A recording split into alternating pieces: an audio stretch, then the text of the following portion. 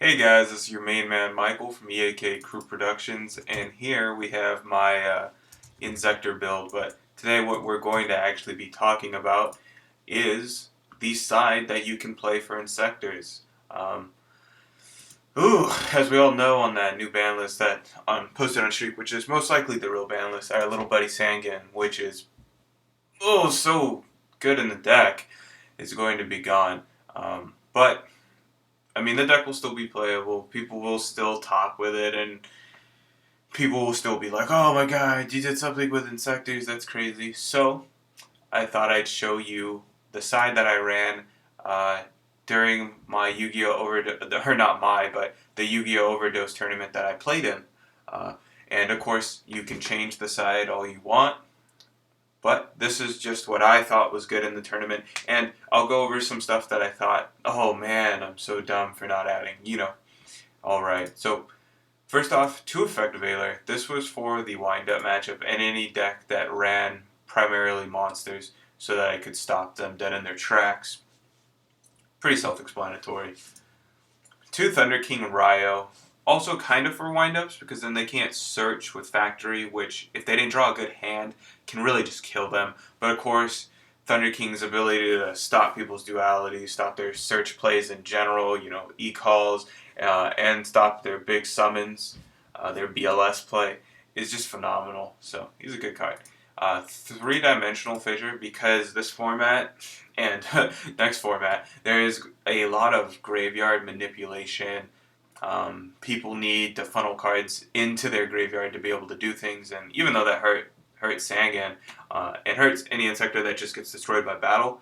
It's good because it will hurt those other decks so much more, and then I don't know if you guys know this. I'm sure that most Inzektor players that are still playing Inzektors know this, but when an Inzektor is equipped in your back row, it's treated as an equipped spell card. So when those cards detach, they actually go to the graveyard and do not get banished when Dimensional Fissure is on the field. So popping with Hornet is still possible, which, I mean, if it wasn't, you wouldn't run the card.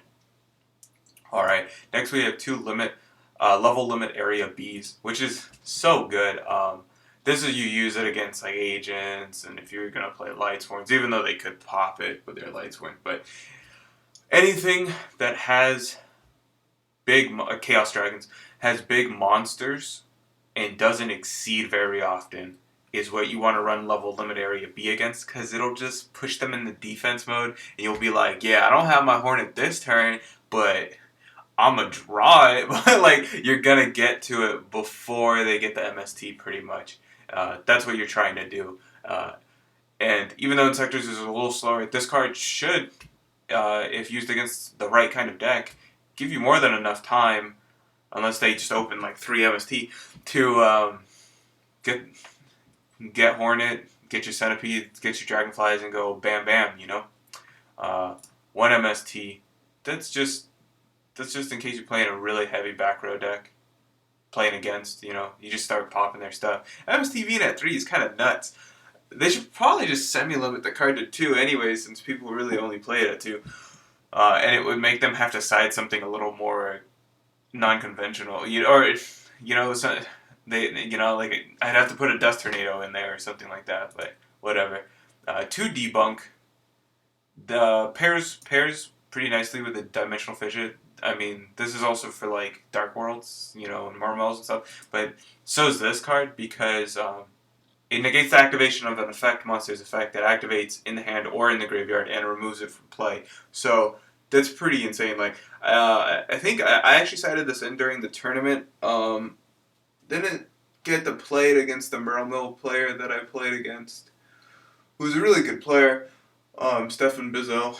But I did get to actually, after I sided in, play it against the Dark World player, which was really good because he had gates up on the field, and he was trying to diss some dudes to the grave so that gates could become live too. And he does it, and then I debunk the monster. He loses his plus engine, and his gates is just dead sitting there. He has nothing in his hand other than some spells and traps, and I just go pop, pop, pop, come right back and beat him. And then 3 Royal Decree. It's for those decks that are like Chain Burn, pretty much. You find those trolls that just enter a tournament and think they can get an easy win, and then you Royal Decree them. And I feel like it's necessary to run Royal Decree because, like, if I was playing windups, I wouldn't have to because then I could just Shockmaster and call traps, and they would be like, "Oh, well, I lose now." But with this deck, you can't Shockmaster. Like, you can Shockmaster. I didn't. I don't even have it in the extra deck. I should add it.